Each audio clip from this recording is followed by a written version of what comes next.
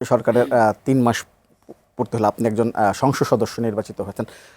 এই ৩ মাসে সরকারের পারফরমেন্স আপনার কাছে কেমন? গত ৩ মাসে সরকারের পারফরমেন্স কেমন লাগলো?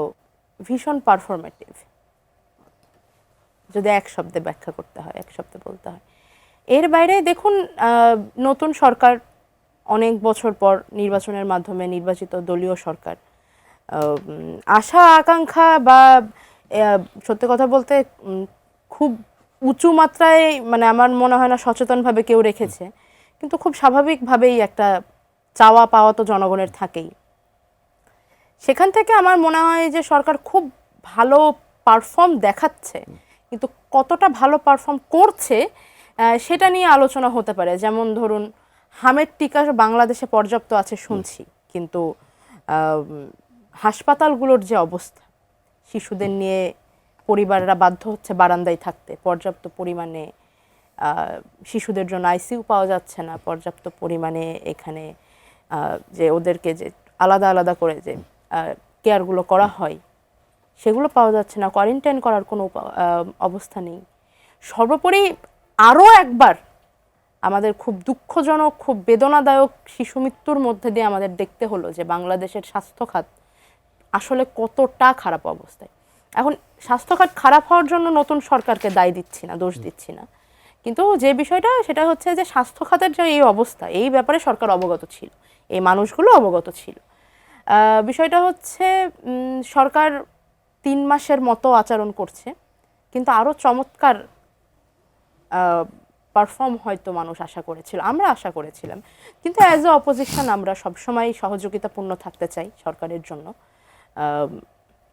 আমরা সেটা থাকার চেষ্টা করছি। একই সাথে আপনি তো জানেন আমাদের বিশেষ করে এনসিপির পক্ষ থেকে আমরা একটা হেল্পলাইন চালু করেছি, যেখানে কিছুটা যতটুকু সম্ভব রোগীদেরকে সাহায্য করার চেষ্টা করা হচ্ছে। এর বাইরে আরও যে সমস্ত ইস্যু মনে করেন, হাওড়ে যেভাবে কৃষকের দুরবস্থা দেখতে হলো, এই দুরবস্থার পেছনে বিশেষ করে দেখুন, কৃষক মারা গেছে তার ধানের অবস্থা দেখে। বাংলাদেশে কিন্তু এখন প্রাকৃতিক দুর্যোগ বছরের এই সময়টা, এই এপ্রিল মে থেকে শুরু করে মোটামুটি জুন জুলাই আগস্ট পর্যন্ত, এটা কিন্তু এখন আর কোনো সাডেন ইস্যুজ না, প্রতি বছর কন্টিনিউয়াসলি আমরা এগুলো হতে দেখছি। এ ব্যাপারেও সরকার অবগত ছিল।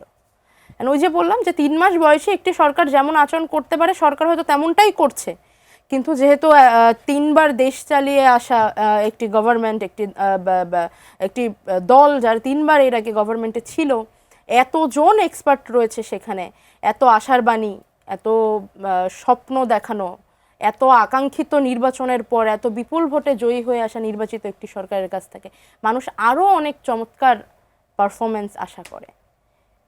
সেখান থেকে সরকারের আচরণ,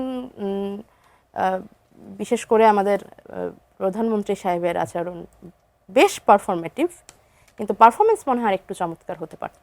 রাজনৈতিকভাবেও কি দল হিসেবে কেমন করছে? রাজনৈতিকভাবে বিএনপি দল হিসেবে কেমন করছে সেটা যদি বলতে বলেন, তাহলে তো আসলে এই ধরনের সুখকর কথাগুলো আর বলা যায় না। যেমন আজকে দেখলাম যে স্বামীকে ছাড়া পাওয়ায় দিবে এটা বলে ব্ল্যাকমেল করে দীর্ঘদিন এক স্ত্রীকে ধর্ষণ করা হয়েছে, অভিযোগের তিল একটি নির্দিষ্ট দলের দিকে। এছাড়া আমরা আজকে দেখলাম যে গণপিটুনিতে এক ছাত্রলীগ কর্মীর মা মারা গিয়েছেন।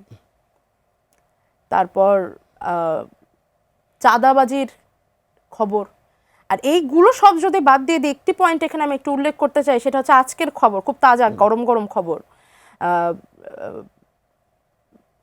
নোয়াখালীর মোটামুটি 5টি আসনেই সরকারি চাল এবং অর্থ বরাদ্দ গিয়েছে, বরাদ্দ যায়নি শুধু একটি আসনে।